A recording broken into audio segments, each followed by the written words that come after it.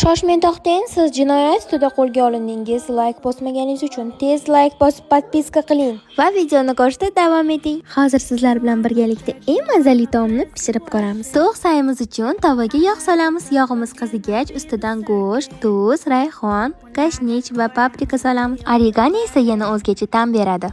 Ozgina qovurgach chesnok solamiz. Chesnokni ustidan ozgina limon sug'ordim, chunki menda soya qolmabdi. Soya solsanglar ham bo'ladi. Ustidan esa ozgina basrikarom, piyozlarimizni solib yana bir qovurib olamiz. Piyozlarimiz o'lib biroz qovurilgach, bolgarskiy solamiz. 3 xil rangidan foydalansanglar bo'ladi.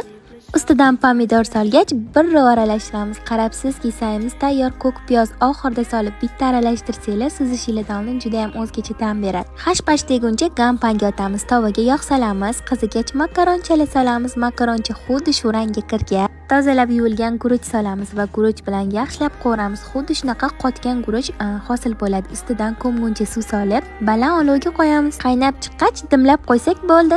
Qarabsizki, mazali, yoqimli sayimiz tayyor. Albatta tayyorlab ko'ring.